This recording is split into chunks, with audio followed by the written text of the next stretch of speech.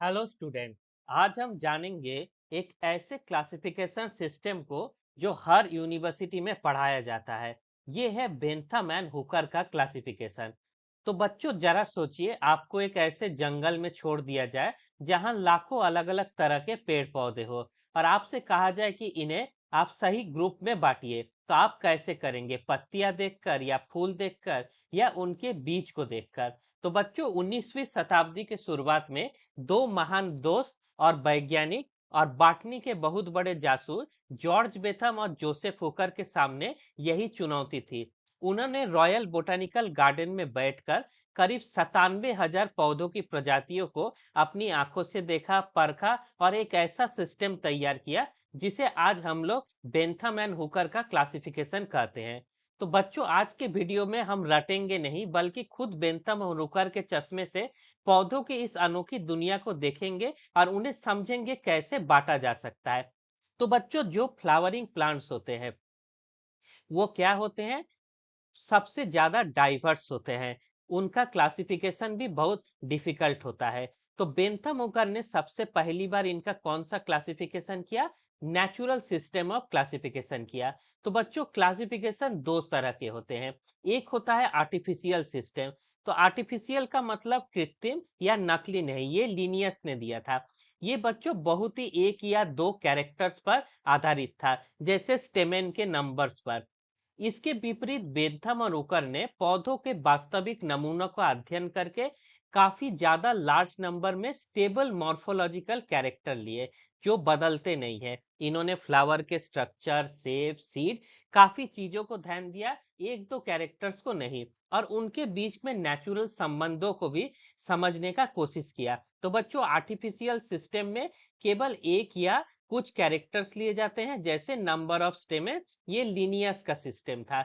जबकि बेंथम उकर ने कई सारे कैरेक्टर्स लिख के किया।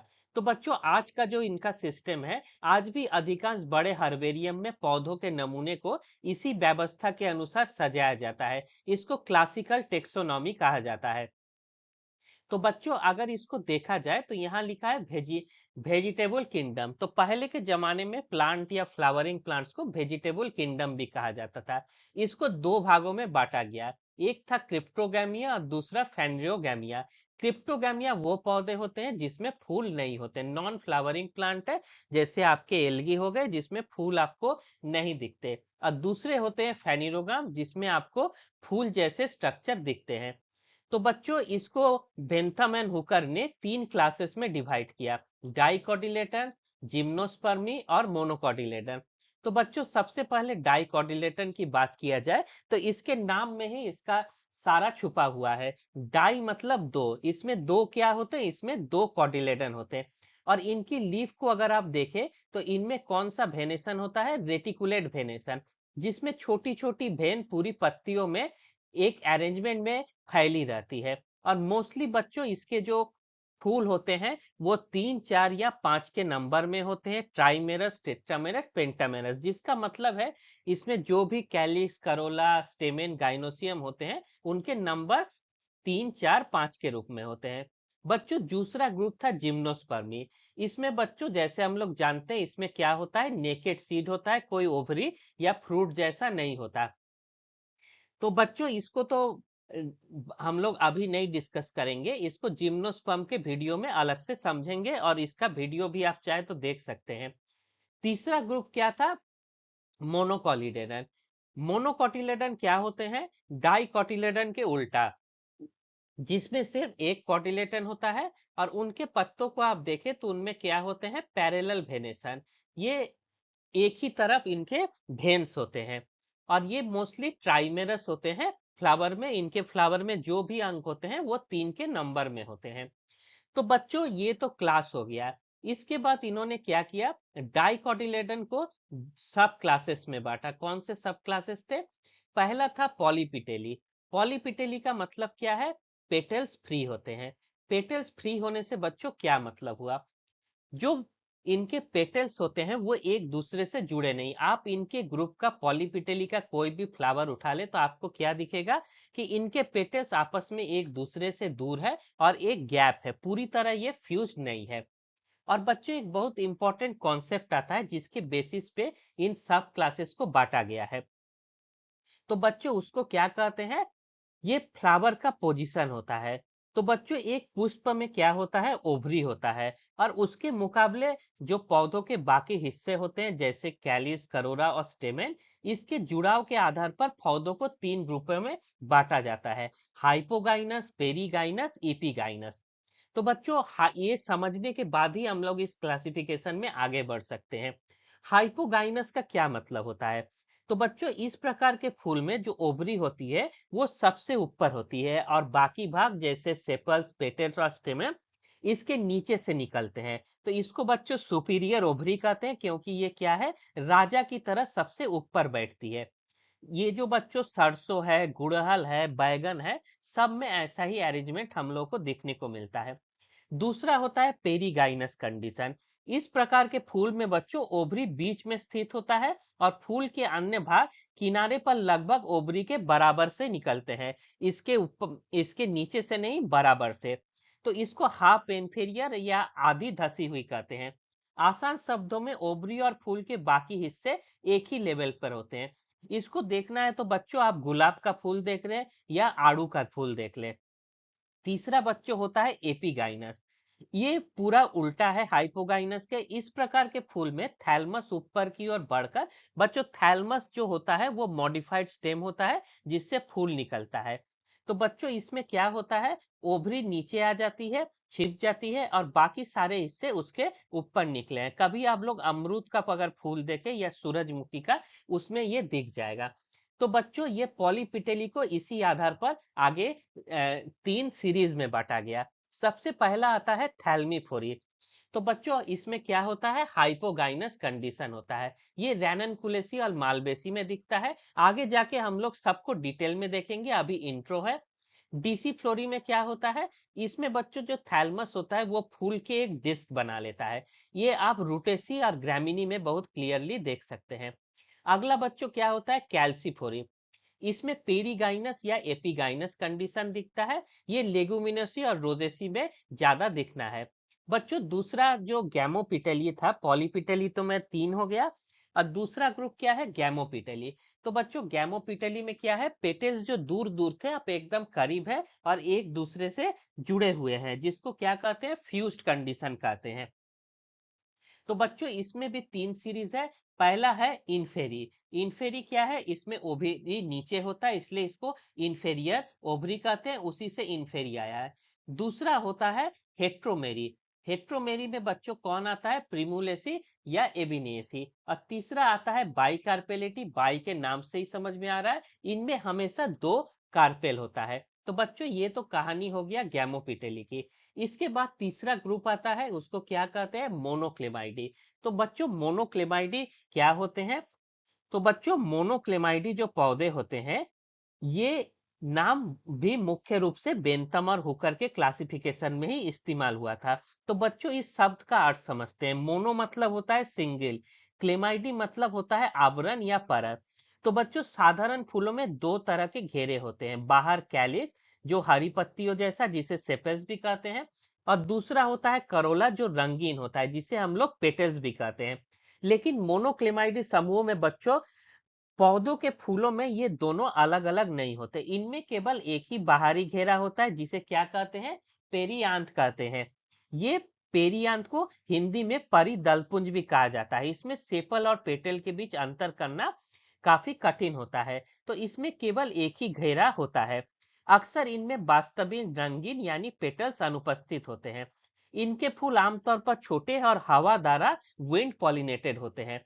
तो बच्चों इसमें कई ग्रुप्स आते हैं, कार्वेम्ब्री, मल्टीओवरिएट, मिक्रेम्बी, एकाइलोस्पर्मी, यूनिसेक्सुअल। तो बच्चों आगे जाके हम लोग एक एक करके सारे ग्रुप्स को देखेंगे। तो बच्चों बहुत इंटरेस्टिंग बात है कि बेथम और हुकर ने कोई कंप्यूटर या डिजिटल डेटाबेस का उनके पास नहीं था। उन्होंने दुनिया भर से एकत्रित पौधों के वास्तविक नमूने को जांच की और इसको उन्होंने तीन वॉल्यूम में, जिसमें टोटल 202 फैमिलीज थी और 7,500 से अधिक जेनरा और लगभग 97,000 स्पीसीज को लैटिन भाषा में हाथ से इतना सटीक और विस्तृत विवरण कैसे तैयार किया? तो जरा इन महान वैज्ञानिकों को एक बार देख लिया जाए। तो बच्चों, जॉर्ज बेथम का जन्म 1800 में हुआ और उनका देहांत 1884 में हुआ। वे एक प्रतिष्ठित और प्रतिभाशाली ब्रिटिश वनस्पति शास्त्री थे। वे आर्थिक रूप से संपन्न और सेल्फ थॉट वैज्ञानिक थे, जिन्होंने बाद में वनस्पति विज्ञान को एकदम ऑफिशियल पूरे पेशेवर तरीके से अपनाया और प्लांट मॉर्फोलॉजी और सिस्टमेटिक्स में बहुत सारा काम किया। तो बच्चों, इन्होंने कई पादप समूह को प्राथमिक रूप से लिखा और इनके कार्यों को रॉयल बोटेनिकल गार्डन क्यू के हर्बेरियम में रखा गया और इसका आज भी अध्ययन किया जाता है। बच्चों, दूसरे वैज्ञानिक थे डाल्टन, जोसेफ डाल्टन हुकर। तो बच्चों, इनका जन्म 1817 में हुआ और इनका देहांत 1911 में हुआ। ये भी फेमस बॉटनिस्ट थे। ये बाद में रॉयल बोटानिक गार्डन क्यू के डायरेक्टर भी बने। तो बच्चों, ये एक महान क्या थे? प्लांट जियोग्राफर और एवोल्यूशनरिस्ट थे। ये दुनिया भर में घूम घूम के प्लांट की जियोग्राफी को और उनके एवोल्यूशन को समझने में बहुत मदद किए। और ये बच्चों किसके दोस्त थे? ये चार्ल्स डार्विन के भी दोस्त थे। इन्होंने एंटार्क्टिका, न्यूजीलैंड और विशेष रूप से Himalaya, flora of British India जो हमारे भारत का है, इस पे काफी ज्यादा काम किया और बहुत ज्यादा पादपों को संग्रहण किया। तो बच्चों, फूकर ने अपने वैश्विक अभियानों से निष्कर्ष निकाला और पौधे के विशाल ज्ञान को बेथम को बताया और इन्होंने साथ मिलकर एक पार्टनरशिप किया। इन्होंने क्या पार्टनरशिप में किया? इन्होंने बेथम और हुकर ने एक बुक निकाला जिसका क्या नाम है? Genera plantarum. तो बच्चों, ये जो जेनेरा प्लांटेरम था, ये एक दिन में नहीं बना। ये कार्य 1862 से शुरू हुआ और 1883 में जाके खत्म हुआ। मतलब लगभग 21 साल लगे इस किताब को बनने के लिए। और बच्चों, ये कोई सिंगल किताब नहीं है। इनके 3 वॉल्यूम प्रकाशित हुए हैं और जिसके 11 पार्ट्स है। और इसको बच्चों लिखा गया है लैटिन भाषा में, अंग्रेजी में नहीं। अब अनुवाद होके ये आपको इंग्लिश में भी आसानी से मिल जाएगा। टोटल बेंथम एंड हुकर ने 202 फैमिलीज में बांटी, जिनको उन्होंने कोहर्ट शब्द भी यूज किया। अगर सारे वॉल्यूम्स को देखा जाए तो उसमें टोटल 7500 जेनरा है और कुल स्पीसीज का नंबर देखा जाए तो उसमें 97,000 के करीब स्पीसीज है। तो बच्चों, ये जो पूरा क्लासिफिकेशन था, ये नेचुरल कैरेक्टर्स पर आधारित था, यानी प्राकृतिक लक्षण के आधार पर था, जो आज भी प्लांट किंगडम में माना जाता है और फॉलो किया जाता है। तो स्टूडेंट्स, बेंथम एंड हुकर के क्लासिफिकेशन को नेचुरल सिस्टम ऑफ क्लासिफिकेशन क्यों कहा जाता है? क्योंकि ये केवल एक दो कैरेक्टर्स पे नहीं, बल्कि न्यूमरस मॉर्फोलॉजिकल कैरेक्टर्स को समझ के बनाया गया है और साथ ही उसमें मौजूद सिमिलैरिटी जो एक दूसरे से सेम हो, उनको भी दिखाया गया है। साथ ही इनके नेचुरल रिलेशनशिप पे भी ध्यान रखा गया है। तो बच्चों, इस क्लासिफिकेशन के क्या क्या खास बात है? सबसे अच्छा बात है बेस्ड ऑन एक्सटर्नल मॉर्फोलॉजी। आप किसी भी पौधे को बाहर से देख के ही उसको क्लासिफाई कर सकते हैं, जिसके वजह से इसको एक्सटेंसिवली फील्ड आइडेंटिफिकेशन के लिए आज भी सबसे बेस्ट माना जाता है। बच्चों, ये प्रैक्टिकली इजी है, कुछ कैरेक्टर्स पे आधार है जिससे हम लोग आसानी से प्लांट को देख सकते हैं। इसकी एक सबसे बड़ी कमी है कि ये एवोल्यूशनरी हिस्ट्री को नहीं देखता, फाइलोजेनेटिक्स को इग्नोर करता। तो बच्चों, अच्छा बात हो गया नेचुरल क्लासिफिकेशन। गड़बड़ क्या है? Phylogenetics ignorance. तीसरा बात है सेपरेट जिम्नोस्पर्म। इसमें जिम्नोस्पर्म को एंजियोस्पर्म से अलग समूह के रूप में सही पहचाना, लेकिन इसको डाइकॉट और मोनोकॉट के बीच रखना एक बहुत बड़ी गलती है। इसके साथ साथ ही अगर आप जेनरा प्लांटेरम को देखें तो बेंथम और उकर ने जिसको कोहॉर्ट कहा था, आज उसको हम लोग क्या कहते हैं? ऑर्डर कहते हैं। हिंदी में गण कहा जाता है।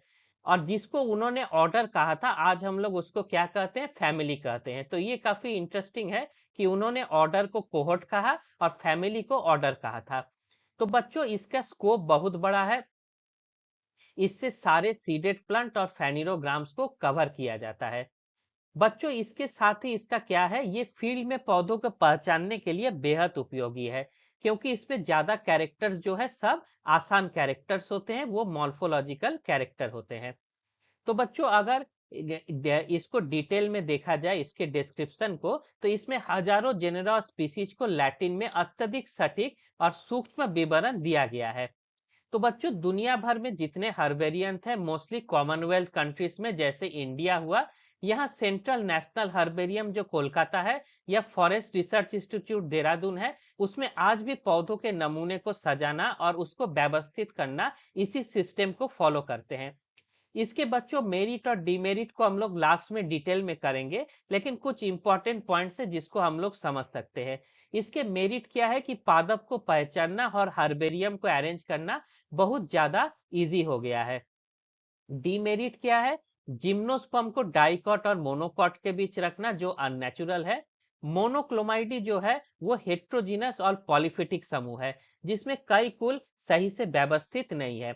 एक होता है रैनल्स पोजीशन, इसको प्रिमिटिव माना गया है, लेकिन आधुनिक मॉलिक्यूलर बायोलॉजी इसको नहीं मानता, उसमें अभी विवाद है। तो स्टूडेंट जरा आप सोचिए, जब हम किसी डायकॉट पौधे को जैसे गुड़हल या गुलाब को देखते हैं, तो उसके बीज पत्ती का वेनेशन और उसमें पेटल्स के आधार पर हम कैसे तय करेंगे कि वो पॉलीपिटली है, गैमोपिटली है या मोनोक्लेमाइडी है। तो बेंथम और उकर ने इसको सॉल्व करने के लिए फेनिरोगैम्स को 3 क्लासेस में बांटा। क्या क्या थे उसको? डाइकोटिलेडन, जिम्नोस्पर्मी और मोनोकोटिलेडन। तो सबसे पहले डाइकोटिलेडन्स को देखते हैं कि उसमें क्या कैरेक्टर्स होना चाहिए। सबसे पहला है उनके जो सीड हो उसमें कितने कोटिलेडन हो? 2 कोटिलेडन हो। इनका बच्चों रूट सिस्टम हमेशा टैप रूट सिस्टम होता है, और यहाँ आप देख सकते हैं लीफ में कैसा वेनेशन होता है, रेटिकुलेट वेनेशन। साथ ही इसके स्टेम एनाटॉमी को देखा जाए तो इसके वैस्कुलर बंडल हमेशा किस में अरेंज होते हैं? एक रिंग के रूप में अरेंज होते हैं। सारे वैस्कुलर बंडल कैसे होंगे? एक रिंग में अरेंज होंगे।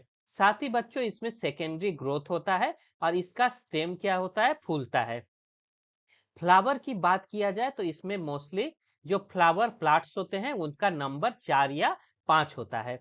तो बच्चों इस डाइकोटिलेडन को फिर से इन्होंने सब क्लासेस में डिवाइड किया, जिसमें 3 सब क्लास है, पॉलीपिटेली, गैमोपिटेली और मोडोकोटिलेडन। तो सबसे पहले बच्चों पॉलीपिटेली। तो अगर आप कहीं जाते हैं और किसी फ्लावर को देखते हैं जो डाइकॉट हो या रेटिकुलेट वेनेशन हो, तो आपने मान लिया ये क्या है? ये फेनिरोग्राम्स है। ये क्या है? उसमें से डाइकोटिलेडन है, मोनोकोटिलेडन नहीं हो सकता, जिम्नोस्पर्म नहीं है। तो आप डाइकोटिलेडन में कैसे डिसाइड करेंगे कि इसको पॉलीपेटली में जाना कि मोनोपेटली या गैमोपेटली? बहुत आसान है। अगर सारे पेटल्स क्या हो? फ्री हो, एक दूसरे से अलग अलग हो, किसी तरह से बहुत ज्यादा जुड़े हुए ना हो, आपस में स्वतंत्र हो, तो इसको क्या कहते हैं? Petals free. तो पॉलीपिटेली का क्या मतलब है? बहुत सारे पेटल और पेटल क्या हो? फ्री हो। तो बच्चों इस पॉलीपिटेली को भी फर्दर 3 सीरीज में डिवाइड किया गया, थैल्मिफोरी, डीसीफोरी, कैल्सीफोरी, जिसको हम लोग एक एक करके समझेंगे। तो स्टूडेंट सबसे पहला बात क्या है? पॉलीपिटेली में क्या होगा? पेटल्स एकदम फ्री होंगे, पूरी तरह स्वतंत्र होते हैं। तो बच्चों इसके सभी पेटल्स फ्री है, तो ये क्या है? पॉलीपेटलस है। इसमें सेपल्स और पेटल्स दो स्पष्ट अलग अलग होल में पाए जाते हैं। तो इसको क्या कहते हैं? कभी कभी इसको डबल पेरियांथ कहते हैं। तो पहला कैरेक्टर आप क्या देखेंगे कि पेटल्स फ्री हो। दूसरा क्या देखेंगे? इसमें सेपल्स और पेटल दो अलग अलग होने चाहिए, आपको दो अलग अलग होल दिखने चाहिए। तीसरा होता है फ्लावर सिमेट्री। तो बच्चों इसके जो फ्लावर्स होते हैं उसमें जो नंबर्स होते हैं वो क्या होते हैं? मोस्टली टेट्रामेरस, यानी सारे चीज कैलिक्स क्या होंगे? 4 होंगे, सेपल्स क्या होंगे? 4 होंगे, या 5 के नंबर में होंगे, यानी पेंटामेरस होंगे। स्टेमेन भी होंगे तो 5 होंगे। इसके हैबिट की बात किया जाए बच्चों तो ये mostly tree, SERB, climber, herb सब ग्रुप इसमें आते हैं, तो ये कोई बड़ी बात नहीं है। तो इसका सबसे पहला ग्रुप क्या है? थैल्मिफोरी।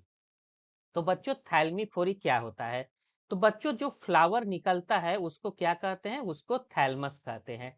अगर मान लीजिए थैलमस के ऊपर क्या निकला है? इसका फीमेल पार्ट निकला है, जिसको क्या कहते हैं? ओवरी कहते हैं। ये निकला हुआ है। अगर इसके ये क्या हो और जो और दूसरे पार्ट है, जैसे मान लीजिए यहाँ स्टेमेन निकला हो, ये ग्रीन कलर का क्या हो गया? स्टेमेन हो गया। और इसके सेपल्स और पेटल्स को हम लोग दिखाने के लिए ब्लू कलर कर दे। तो आप इस डायग्राम में देख सकते हैं कि सारी चीजें क्या है, ओवरी के क्या है, नीचे है। अगर ये ओवरी है तो ये इसके नीचे से निकला। इसको बच्चों कहते हैं हाइपोगाइनस कंडीशन, अर्थात स्टेमेंस हो, पेटल्स हो, सेपेल्स हो, सब क्या है, ओवरी के नीचे से निकलते हैं। तो ऐसा जब कंडीशन है, आप जब कोई फ्लावर ले उसको देखे, तो जहां ओवरी सबसे ऊपर हो तो उस ओवरी को क्या कहते हैं, सुपीरियर ओवरी। ओवरी सबसे ऊपर हो, बाकी सब उसके नीचे आते हो, तो ऐसा कंडीशन क्या होता है, हाइपोगाइनस कंडीशन होता है। और जिसमें ओवरी टॉप पे हो तो ऐसे ओवरी को क्या कह दिया, सुपीरियर। और फ्लावर किस में है, जो फ्लोरल एक्सिस पे है, जिसको हम लोग क्या कहते हैं, ये आपका है थैलमस। तो थैलमस पे ओवरी सुपीरियर हो और फ्लोरल पार्ट क्या हो, उसके नीचे से निकले हुए हो। तो ऐसा कंडीशन जब आता है उसको क्या कहते हैं, थैल्मीफोरी कहते हैं। तो बच्चों इसमें ये ध्यान देना वाला बात है, कभी कभी इसका जो थैलमस होता है वो दो तरह का होता है। एकदम फ्लैट थैलमस होता है जैसे इस डायग्राम में दिखाया गया है, और कभी कभी थैलमस क्या होता है, डोम से या कोनिकल होता है। तो बच्चों एक इंपॉर्टेंट क्वेश्चन आता है एग्जाम में, ये जो थैलमस होता है इसमें कभी कभी क्या होते हैं, नेक्टर ग्लैंड्स होते हैं जिससे इंसेक्ट अट्रैक्ट होते हैं। तो थैल्मीफोरी का जो थैलमस है उनमें कभी भी डिस्क नहीं होता, कोई डिस्क नहीं होता, इसको याद रखना है, क्योंकि अगला ग्रुप डीसी फ्लोरी है उसमें डिस्क होता है। तो बच्चों चूंकि सारे भाग ओवरी के नीचे होते हैं, इसलिए इसका ओवरी क्या होता है, सुपीरियर ओवरी होता है। मोस्टली इसमें जो कार्पेल्स होते हैं वो चार के सेट में होते हैं, और क्या होते हैं, इसको एक नाम दिया जाता है एपोकार्पस। एपोकार्पस मतलब है जो कार्पेल्स है वो क्या है, सेपरेटेड है। कुछ कुल में आपस में जुड़े कार्पस भी मिल सकते हैं जिसको क्या कहते हैं, सिनकार्पस कहते हैं। तो बच्चों थैल्मीफोरी का डाइकॉट का सबसे प्रिमिटिव ग्रुप माना जाता है। इसमें बच्चों जो अरेंजमेंट होता है फ्लावर का वो स्पाइरल अरेंजमेंट होता है, और इसमें स्टेमन्स भी काफी ज्यादा नंबर में देखे जाते हैं। तो जो प्रिमिटिव प्लांट्स है उसमें स्टेमन का नंबर बहुत ज्यादा होता है। तो बच्चों यहाँ एक एनाटॉमी दिखा रहा है, रैननकुलेस कुलेसी फैमिली का प्लांट है रैननकुलस, जिसे बटर कप कहते हैं। इसमें 5 सेपल्स है जो फ्री है, 5 पेटल्स है वो भी फ्री है। स्टेमेंस आप देख सकते हैं इंडेफिनिट है। गाइनोसियम का कंडीशन क्या है, सुपीरियर और भी है, और इसमें मल्टीपल कार्पेल्स है। तो बच्चों जो प्रिमिटिव फैमिली थे, रैननकुलेसी, मैग्नोलिनियसी, पापाभिरेसी, ब्रेसिकेसिया, कार्पेसी, ये सब में क्या है, ये थैल्मीफोरी कंडीशन पाया जाता है। तो ये बच्चों प्रिमिटिव डाइकॉट का है एग्जाम्पल, इसको याद रखना है। बच्चों पॉलीपिटेली की पहली सीरीज थैल्मीपोरी को समझने के बाद हम लोग आ पहुंचे हैं बेंथम ओकर के दूसरे सीरीज में, जिसका क्या नाम है, डीसी फ्लोरी। तो बच्चों इसका नाम से ही इसको समझ में आ सकता है कि इसमें क्या होता है। तो इस सीरीज में बच्चों जो मेन लक्षण होता है वो क्या होता है, एक नेक्टर प्रोड्यूसिंग डिस्क। तो बच्चों इसमें एक बड़ा सा क्या होता है, डिस्क होता है, जिसके ऊपर क्या होते हैं, इसके फीमेल और मेल प्लांट अरेंज होते हैं। तो ये डिस्क इसका बहुत मेन कैरेक्टर है, और जो क्या प्रोड्यूस करता है, मकरंद यानी नेक्टर प्रोड्यूस करता है। तो इस डिस्क के वजह से ही इसको क्या नाम दिया, डीसी फ्लोरी नाम दिया गया। तो बच्चों ये मुख्य रूप से कैसे होते हैं, ये मोस्टली सर्ब और ट्री आते हैं, कुछ क्लाइंबर्स आते हैं। इसमें हर्ब्स बहुत रेयर आते हैं, हर्ब्स बहुत कम मेंबर आते हैं। लीव्स मोस्टली क्या होते हैं बच्चों, अल्टरनेट होते हैं, कभी कभी होल्ड होते हैं, और स्टिप्यूल भी इसमें पाया जाता है। फ्लावर की बात की जाए तो ये मोस्टली बाइसेक्सुअल है, यानी हर्मापोडाइट है, और इसके फ्लावर रेगुलर यानी एक्टिनोमार्फिक होते हैं। मेन कैरेक्टर बच्चों यही है जिसको याद रखना है, कि इसमें क्या होता है, एक नेक्टरीफरस डिस्क होता है, यहाँ दिखाया गया है। और इसका ओपरी क्या होता है, जैसे थैल्मीफोरी में था, यहाँ भी क्या है, हाइपोगाइनस और सुपीरियर ओवरी होता है, और सारे अंग इसके नीचे होते हैं। स्टेमेंस बच्चों वेराइट करते हैं नंबर में, कोई फिक्स नहीं है, और ये मोस्टली क्या होते हैं, एक दूसरे से अलग होते हैं, कभी कभी कुछ केसेस में ये एक दूसरे से यूनाइटेड भी होते हैं। बच्चों गाइनोसियम क्या होता है, इसमें एक हो सकता है या एक से ज्यादा हो सकता है। आपस में ये सिनकार्पस होते हैं, बहुत कम मामलों में ये डिस्टिंक्ट होते हैं। और ओवरी क्या है, हमेशा याद रखना है, अगर हाइपोगाइनस है तो ओवरी क्या है, सुपीरियर है। बच्चों ये काफी इंपॉर्टेंट फैमिलीज इसमें आते हैं। जैसे रूटेसी आता है जिसमें हमारा नींबू आता है, यहाँ सब नीचे दिखाया गया है। ये बहुत ही सुगंधित होते हैं। दूसरा आता है एनाकार्डेसी जिसमें हम लोग जानते हैं हमारा मैंगो आता है। इसके साथ ही ड्रुप वाले आते हैं जो लकड़ी वाले होते हैं, जैसे मेलिएसी जिसमें हम लोगों का नीम आता है। एक और फैमिली आता है सेपनिडिएसी जिसमें रीठा आता है, आप लोग सुने होंगे, बालों में लगाया जाता है। मेल्पिजिएसी आता है, विटेसी आता है जो बच्चों अंगूर वाला फैमिली है, ये भी है। यहाँ बताया गया था कि इसमें क्लाइंबिंग भी स्पीसीज होते हैं। तो बच्चों ये कुल काफी इकोनॉमिक इंपॉर्टेंट पौधों का ग्रुप माना जाता है। तो बच्चों पॉलीपेटिली का थर्ड सीरीज है कैल्सीफ्लोरी। तो बच्चों इसके नाम से ही इसको समझ सकते हैं। इसका जो थैलमस होता है वो कैसा होता है, एक कप जैसा। आप इसके स्ट्रक्चर को देखिए, ये कैसा है, एक कप जैसा है। कप में क्या होता है, अंदर इसका जो ओवरी है, गाइनोसियम है, नीचे धसा हुआ है और बाकी पार्ट ऊपर से है। तो इसी जो शेप होता है ये काफी डिस्टिंक्ट शेप है। इसको फ्लोरल कप भी कहते हैं या फ्लोरल ट्यूब भी कहते हैं। इसको हाइपेंथियम भी कहते हैं या कैलिक्स ट्यूब भी कहते हैं। तो ऐसा जिन फूलों में स्ट्रक्चर दिख जाता है कप जैसा, उनको किसमें डाल दिया बेंथम उर्कर ने, कैल्सीफ्लोरी ने। तो बच्चों इनका जो फ्लावर का पोजीशन है इसको देख से ही पता चलता है कि इसके फ्लावर कैसे हैं, पेरीगाइनस है। यानी अब गाइनोसियम क्या हो गया है, जो फीमेल पार्ट है वो मेल पार्ट या कैलिक्स करोला से नीचे आ गया है। तो इसको पेरीगाइनस या इपिगाइनस कहते हैं, कभी कभी इसके पास से भी होते हैं। तो बच्चों ये क्या है, इसको हाफ इंफीरियर या इंफीरियर ओवरी भी कहा जाता है। पूरी तरह नीचे तो इंफीरियर, थोड़ा ऊपर हो, आसपास हो तो हाफ इंफीरियर कहते हैं। तो बच्चों इसके मेन कैरेक्टर क्या है, इसमें हाइपेंथियम उपस्थित है, जो हम लोग डायग्राम में देख सकते हैं। इसको क्या कहते हैं, हाइपेंथियम। और इसी के ऊपर क्या है, स्टेमेन अटैच है। बच्चों क्योंकि पॉलीपिटेली है तो पेटल्स अभी भी क्या है, पूरी तरह से स्फी है। और बच्चों यहाँ जो स्टेमेंस होते हैं वो किस पे जुड़े होते हैं, ये किससे अटैच है, हाइपेंथियम से अटैच है या कैलिक्स ट्यूब्स के ऊपर होते हैं। तो बच्चों सबसे पहले हैबिट देखा जाए तो इसमें छोटे पेड़ आते हैं, झाड़ियां आती है और क्लीमेटिस आती है।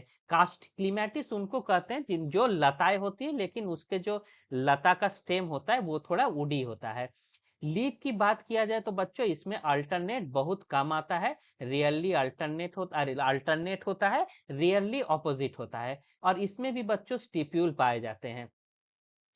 फ्लावर की बात किया जाए तो बच्चों इसमें एक्टिनोमार्फिक होता है, जैसे यहाँ दिखाया गया है, रोज, एप्पल, मिरिटेसी के आते हैं या कुछ जाइगोमार्फिक भी आते हैं। तो इसमें एक्टिनोमार्फिक और जाइगोमार्फिक दोनों हो सकते हैं, जैसे मटर में आप लोग देखे होंगे। स्टेमेन की बात किया जाए तो इसमें 5 से 10 स्टेमेन होते हैं। और ये कैलिक्स ट्यूब या मकरंद जो नेक्टर डिस्क के किनारे पर इंसर्टेड होते हैं। ये भी एक इसका इंपॉर्टेंट यहाँ डायग्राम में आप लोग देख सकते हैं। गाइनोसियम की बात की जाए तो बच्चों गाइनोसियम क्या है, यहाँ जुड़े होते हैं। सीन कार्पस ओवरी होती है, बहुत कम मामलों में फ्री होते हैं। और इसमें बच्चों मल्टी लॉक्यूल होते हैं, कई इसमें लॉक्यूल दिखते हैं और इसमें कई तरह के प्लेसेंटेशन दिखा जा सकता है। तो बच्चों अगर इसके फ्रूट की बात किया जाए तो इसका फ्रूट क्या होता है, इसके फ्रूट को हम लोग क्या कहते हैं, पोम कहते हैं। तो एपिजीनस पुष्प में कैलियस ट्यूब अंडाशय से जोड़कर एक मासल फल बनाती है, जैसे एप्पल में पोम फ्रूट खाया जाता है। जहां खाए जाने वाला भाग वास्तव में क्या होता है, यही बच्चों थैलमस या हाइपेंथियम होता है। तो बच्चों इसके मेजर फैमिलीज की बात की जाए तो रोजेसी इसका सबसे बड़ा है, जिसमें एप्पल आता है। साथ ही लेगुमिनेसी भी इसके अंदर आता है, जिसमें चना मटर हम लोग, अरे सॉरी, मटर आता है। इसके साथ ही इसमें मिर्टेसी है, सीजल पिनियसी है, अमरूद वाला फैमिली देख सकते हैं वो आता है। यूकलिप्टिस पर भी इसे आता है। अनार का फैमिली भी इसी में आता है। तो बच्चों ये काफी इकोनॉमिकली इंपॉर्टेंट फैमिली है। तो बच्चों इस वीडियो में हमने पॉलीपिटेली को देख लिया। अब नेक्स्ट वीडियो में हम लोग गैमोपिटेली और मोनोक्लेमाइडी को देखेंगे। वीडियो आपको कैसा लगा जरूर बताएं, कमेंट जरूर करें।